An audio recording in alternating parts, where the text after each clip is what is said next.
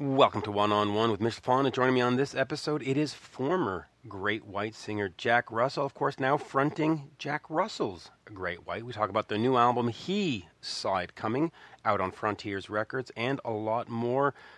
Why waste time? Let's just get right into this. But first, please check me out on Twitter at Mitch Lafon. There you go. Keep it nice and simple.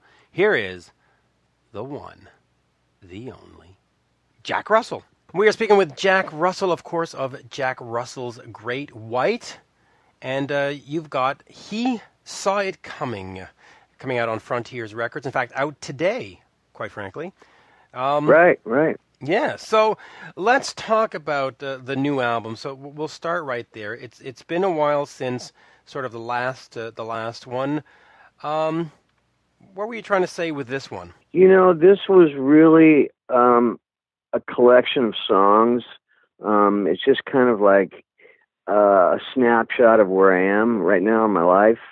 And, the title track speaks about, the most pivotal moment in my life. And that was the day when I was 6 years old.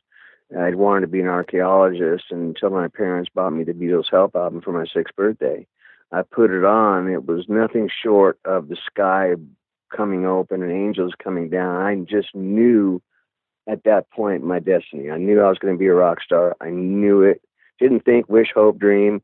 I knew it. And it was so much to digest, for a 6-year-old kid, you know what I mean? And I just remember jumping up and down in my bed singing, "Help, I need somebody." Little did I know how much help I was really going to need, But I watched my life take turns after that would lead me to where I needed to be. It was really weird. We moved to Whittier, and then there was a guy behind me. I was playing guitar one day, and so I walked around I walked around the street, and I knocked on the garage and said, "Hey man, you really play good." And he goes, "Oh, thanks." I go, "Yeah, I sing." He goes, "Really?" I go, "Yeah." I was 11 years old. He was like freshman in high school.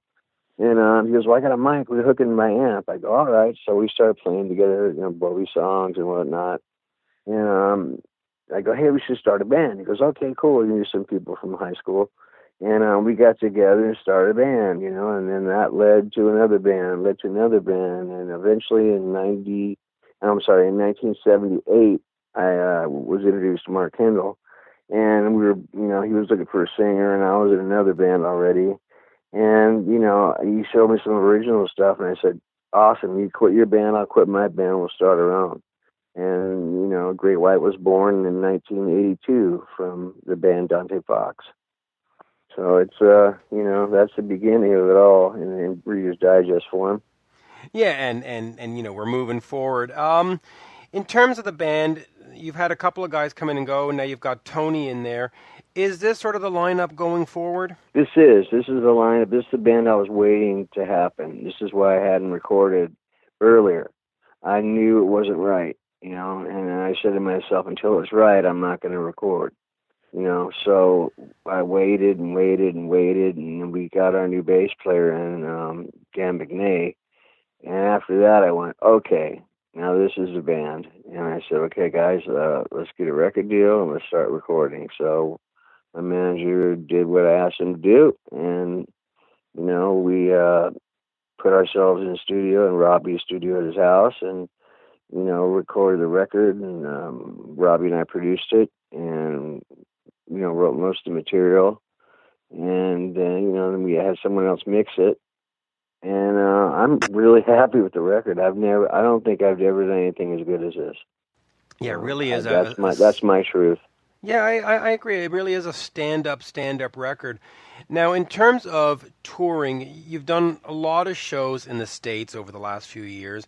Not so much in outside territories. I know in Canada, a couple of the clubs here they've been trying to get you.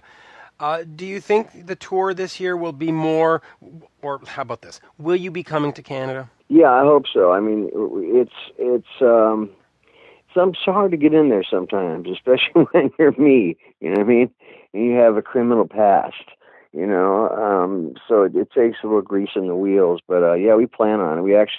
We just signed with an overseas agent, so we can start doing more stuff abroad. And because we haven't been overseas yet. You know what I mean? But this is a year to actually, when the shirt says World Tour, you actually do the World Tour. You know, not just the world is the United States. You know, so yeah, I love Canada. I've always loved it, and you know, I love Toronto, and I love, you know, Vancouver. And everywhere in between. You know, I remember playing up in Halifax in Nova Scotia. It was the coldest place I've ever been, but it was beautiful. You know. Yeah, that's the The thing about country up there is Canada. incredible. Yeah, we have some of the greatest panoramas and scenery, but it requires 2 or 3 jackets to sort of enjoy them. Yeah, right. You know, let's talk about your health just a little bit. It's been an issue. You, of course, you Sure. had the perforated bowel. You know, you had, and you said it yourself. You were in a coma from drinking too much last year. How are we doing in terms of health? You know, I've had 2 heart surgeries. The last one 2 years ago, and I'm at 110%. How about you? You know, I'm actually doing really well. My only issue, well, you know, I'm 4 inches shorter than I was because of degenerative disc disease. You know, and it's all on my back, and you know that's my biggest complaint. You know, it's you know, I'm always in pain, just always in pain, and I walk with a cane because of my when I shattered my femur on stage. You know, I don't need one on stage. I can walk without one, but you know, it's really painful. You know, and I don't want to wear one of those shoes with the sole on the bottom. You know, I tried that. I just couldn't get over the way how funny it looked. You know, I'm like, I can't do this. I feel like Frankenstein. You know, on one leg. You know, so I opted out of that. But otherwise, I feel really good. You know, I've been sober for almost a year and a half, and you know, I'm not going to go back to that because I can't. The doctor told me, you know, in certain terms, that you will die if you drink again the way I drink. And you know, I will always drink the way I drank if I drink again. And so that would be like playing Russian roulette with 6 bullets, and that's not something I'm prepared to do. So, you know, that's one hurdle, you know, gotten over. And you know, otherwise I'm doing really good. You know, my heart's in good shape. They tell me, you know, everything else is working okay. So, you know, other than having some pain, I'm good. Well, okay, so if I may, with the sobriety, because that has been an issue over the last 10 or Oh, 15 well, years, yeah, where it came in because you've been sober before. So yep. what is sort of the game plan to ensure that you stay sober? And of course, I hope wholeheartedly that you stay sober because we love to have Jack Russell around, and we love Jack Russell when he's in top shape. Um, Tell me a little bit about that struggle, because I mean, it must be a struggle every day. There's temptations at all these clubs, right? No, you know what? No? Now, Mitch, I'll be honest with you. Now, it is just like it'd be like me picking up a cobra. You know what I mean? I know I'm going to die if I drink. I mean, the doctor didn't tell me that just to be joking around. You know, I mean, he made it. He was very emphatic. He goes, "Look, I heard you're some kind of sort of celebrity." He goes, "You know," he's lots well and good. He goes, "I really don't know who you are, and I don't really care. I'm just here to take care of you." And he goes, "I've got to tell you, you know, your wife told me how you drink, and if you drink again, you will die." And he goes, "I'm not exaggerating. You know what I mean? I'm not saying you might. You know, I'm saying you will. Your liver will not take one more run the way you drink.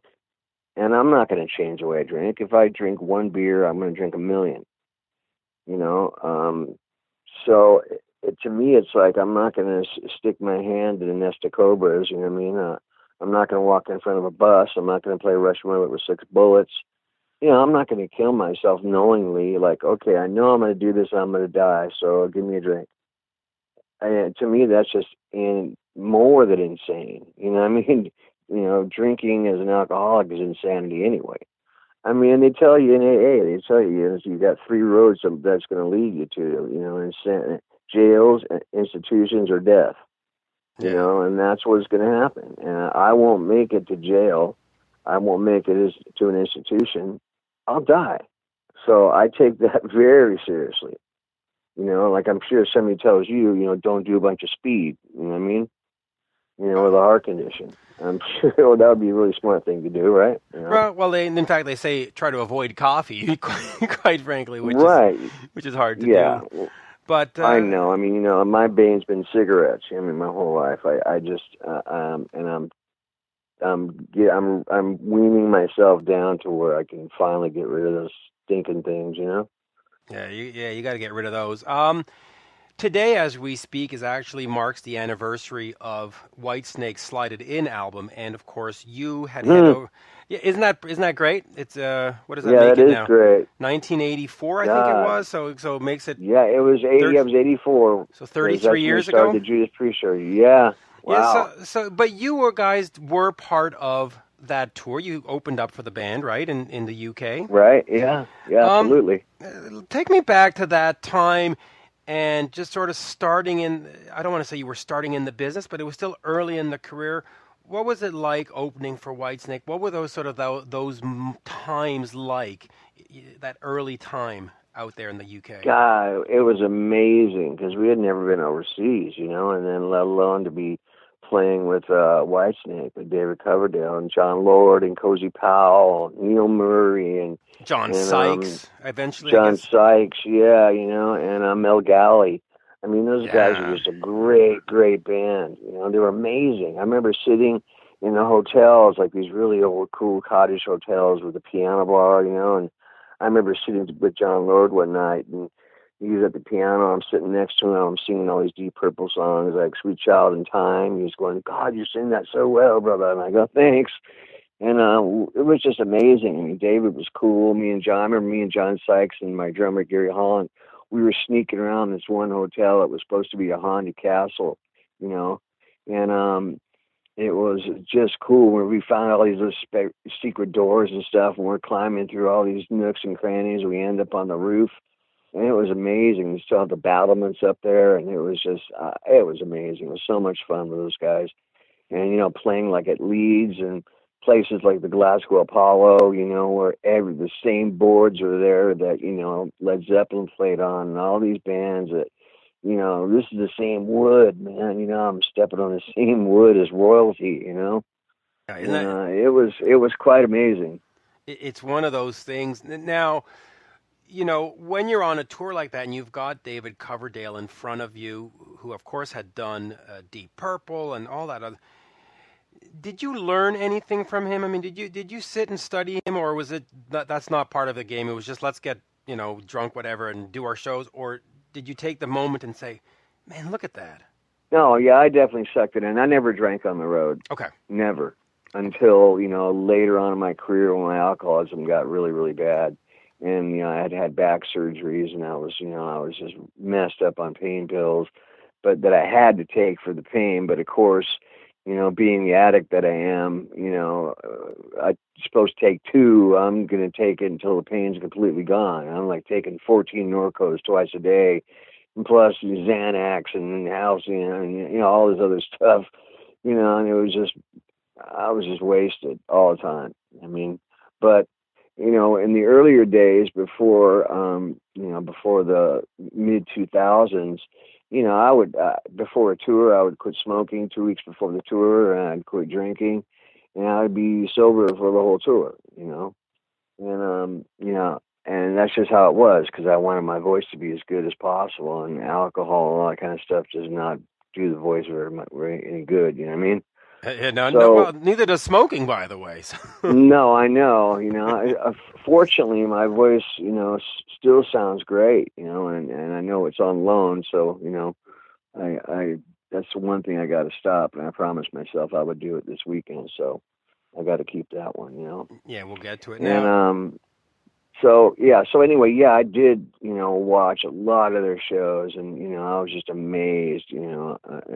It was like rock and roll royalty. You know what I mean? You got John Lord up there, rolling back and forth his B3, and wow, it was just nuts. It was so cool. Yeah, and then of course, right after that, you roll into what was it? Judas Priest The tour. Judas Priest, Defenders of the Faith. I Defenders mean, of Faith, yeah, Jesus sold Christ. out arenas everywhere. And that was Canada and United States. That wasn't overseas. That was here. No, I was Canada and the States, exactly. Okay, so So there's another one. I mean, Jesus Christ! Now you're opening up for Rob Halford. Is there? And I'm just sort of going here, but is there any kind of nervousness, like, oh my God, first I got to match up with David Coverdale's voice. Now I'm going on this tour, and I got to match up with Rob Halford voice. Um, was there any like nervousness, like, what am I doing here? No, No, okay. not at all, not at all. I've never been afraid of anybody as far as like competition. I mean, I've never been worried about somebody being better than me. I mean, it's not about that. It's about me being as good as I can be, and me being better than I was the night before, or than being better on the new record than I was the last record. That's what it's about. Because I mean, everybody's got their own voice, and it's not like one guy is better than the other guy. Either you like this guy, or you like that guy, or you like them both. You know what I mean?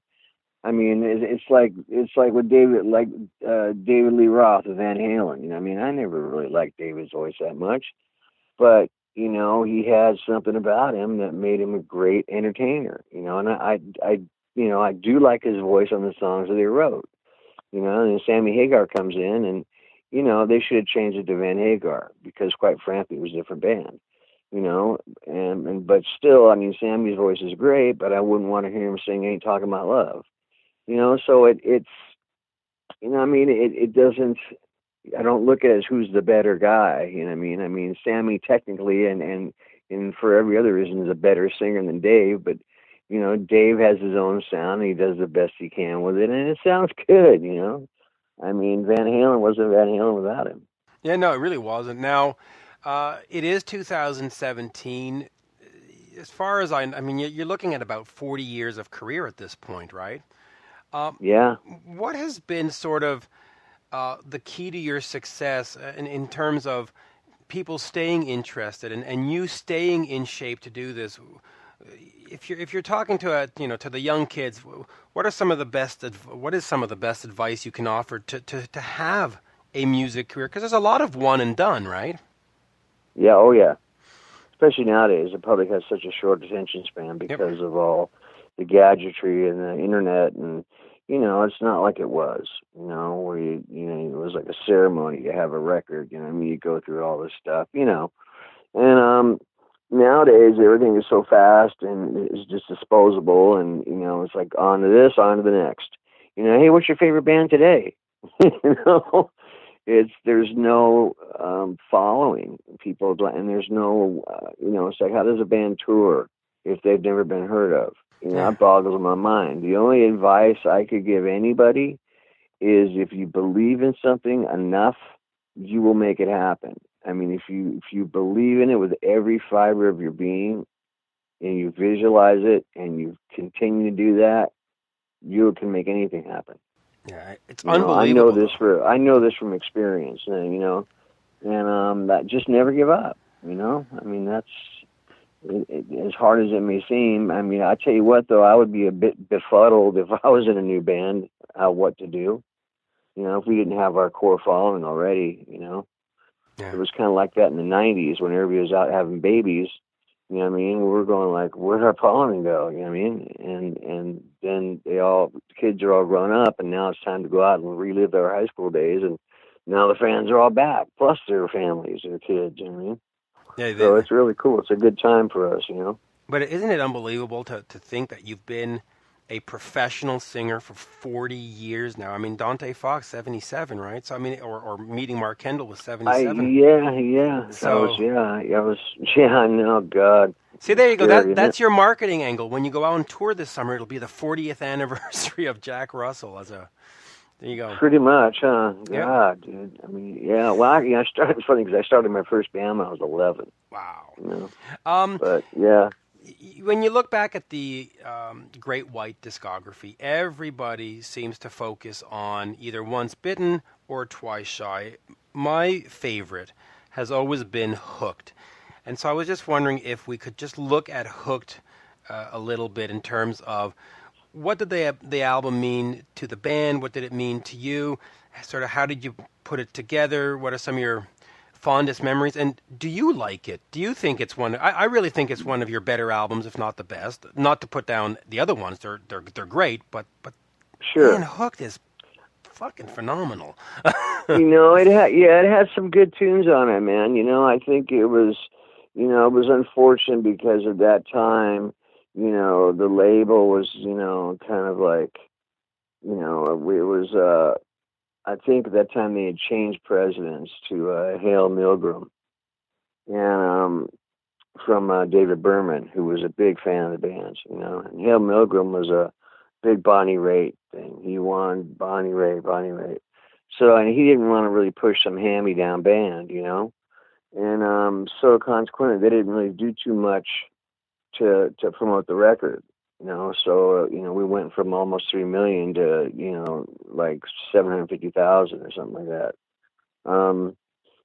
So then the Psycho City album, which was an amazing record, and Alan just, was ridiculous about the spending on that one. I mean, we went to a house up in San Ynez and recorded there with a mobile truck, and that's so he could continue his affair with his girlfriend that lived up there. We didn't know that until afterwards, but it's like, and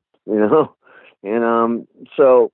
The farther, the more Hale Milgram, we had our gold records mailed to us for Hooked. I mean, that's kind of like, that's okay. They don't care anymore, I mean, but he did manage to take a picture of our double platinum. Double platinum, but twice shy, with him, as if he had anything to do with it. It's just kind of funny, At that point, Alan had alienated everybody at the record company, had pissed them all off. And, it was like we were done, Well, So it was, but Hooked, I mean, it was a great record, It was a great record. It was, unfortunately, like I said, more people didn't get into it, I think. Well, maybe it was a lot to do with the beginning of the 90s and you had these other bands coming out.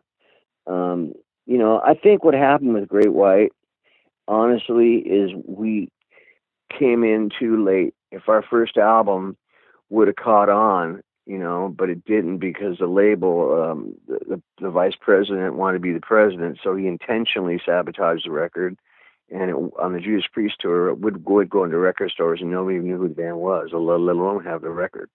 So we ended up, now if that album would have done what it should have done, we would have had all the 80s, to become really big, But we had our success in the latter part of the 80s. So, by the time grunge came in, we were, just starting to pop, And so, it kind of took the steam out of the engine, so to speak, Well, okay, so let me ask you about it, because every time I had seen Great White up until then, you were always an opening band. You opened up for Alice Cooper, I believed, in 91. In Europe, in Canada, we did. Yeah, that's one of the shows I saw. How come you weren't able to get to that next level and be the headliner in the arena act? Because the music was great. Was it the image thing? Because you weren't hair metal. I mean, I don't care what people throw you in. You just weren't this hair metal band. You were a blues rock band. That's just a shortcut to thinking. You know what I mean? Yeah, and that's not what you were. Is that part of the reason? No, I think we did headline. I mean, we had a headline tour going, and Kiss asked us to come out with them. And the money was ridiculous, so we said, okay, we'll go. But prior to that, we were doing a headline tour, and we also headlined with Tesla. We'd flip flop back and forth.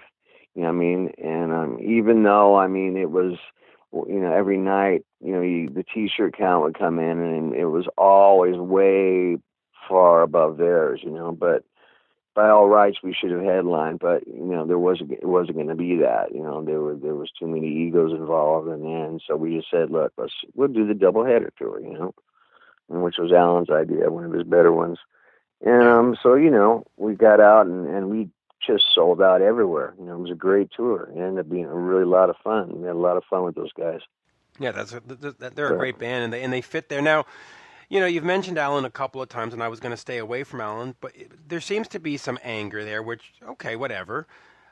But at the beginning, in the early 80s, you do have to give him his dues, right? I mean, he did sort of get the band to the... Absolutely. Okay. Sure he did. Okay. Absolutely. He was integral in this band's success. You know what Okay. I mean? Absolutely. I mean, he taught me so much. Okay. You know, I learned a lot from him about writing, and he was a great mentor. And we've had our falling out. You know what I mean? He's of course the other guys have gone back to him, and now they're all friends, all buddy buddy. I tried that. I extended the olive branch, and I went down to his house, and my wife and I, and it was just weird. I mean, it was weird, man. There was just a lot of strange stuff going on, and we had to leave. I go, we got to get out of here. I thought somebody was going to get shot. Okay. It was that crazy. So, whatever. That doesn't really mean anything today. No, so. but at the end of the day, even though you're not friends now, at that time, and we just mentioned that you have a 40-year career, if it wasn't for Alan, maybe that statement wouldn't be true. So there is some kind of reverence to be paid. I guess. I got to give him credit, sure, okay. And I have no animosity against him at all. You know what I mean? I absolutely give him all the credit he deserves. He was great. I mean, he was a great songwriter, great lyricist. He added a lot to the band. I mean, and if it wasn't for Alan, I don't know if we would have, ever got off square one. Yeah. So there you go. I mean, he quit his job at the label that he worked at, that he started, Enigma, because the two brothers didn't want to sign the band, and he wanted to sign us. And they said no, and he quit. And the night we were supposed to sign the contracts, we went to his house, and he goes, I got some bad news. I go, what? He goes, oh, well, I quit my job. He goes, I don't know what I'm going to do now. I don't know what we're going to do either. I go, why don't you manage us? He goes, I don't know a thing about managing. I go, you'll learn. And he goes, all right, I'll do it. And he sure did learn, and he was a really good manager for a long time, and then it just got to a point for me, I got tired I was sober 8 years, and I got tired of somebody telling me what to do and what to say in magazines. I'm like, dude, I've been doing this long enough. You call me up and you yell at me because of something I said in an interview? I'm done with this. That was just a straw. I just had enough. And I didn't really get into this, but I'm sure that when he told you those things, it was well intentioned in terms of public face and public marketing. I don't think it was like you're a bad schoolboy. No, it wasn't malicious. Right. No, it wasn't malicious. But I mean, I was just tired of being attacked. You know what I mean? And Gotcha. and I just I knew I could do stuff on my own, and I didn't want people handing me lyrics. And what I mean, it's like no. I write. I mean, I wrote a lot of the stuff Great White. I mean, I have more writing credits than anybody does. Right. So but that's nothing to do with nothing.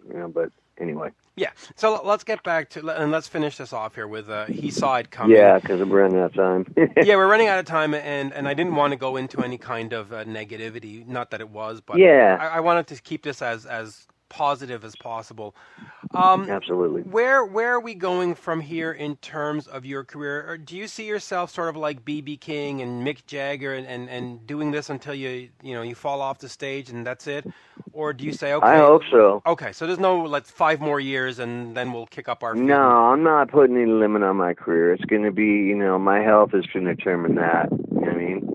Right. If I can't stand anymore or walk, it's going to be, I won't be able to do what I do, Okay. I mean, if I got to go do shows sitting on a stool, I'll do that, But as long as I can, get up onto a stage and, the voice works, I plan on continuing because this is what I do. This is who I am. And there's so that's good as a fan, that's good to hear because we need Jack Russell around and we need all those guys around. And I will finish on this just saying in terms of your voice, that is the one thing that always attracted me to Great White. And what attracts me to Rat with Stephen Pierce, just those unique voices that you just can't get anywhere else. You're just not cookie cutter, and I love that about your voice, and I love that about Piercy, and I love that about Steven Tyler, and God, God bless you. I mean, it's just wonderful. Thank you. He has many times over, And there you go. Always a pleasure, Jack. Thanks, Mitch. You too, and congratulations on all the good things that are happening to you. Yeah. You really deserve it, my friend. Thank you. And we'll do this Nice again talking to soon. you. And let's get you up Absolutely. to Canada. Come on, Canada. All we right, can do sounds this. good. You got it, Mitch. Cheers. All right, brother. Bye-bye now. Cheers, man. And there you have it, folks. My interview with singer Jack Russell. The new album is He Saw It Comin, and it is a wonderful, wonderful new album. Please check that out. Also, please check me out on Twitter at Mitch Lafon. And you know what? Just Google my name. You can sort of find me anywhere online. And there you go, folks. That's it. Bye for now. Thank you. Au revoir. Auf Wiedersehen. Sayonara. I guess I got to learn other ways to say goodbye in other languages, right? Cheers. Oh, my.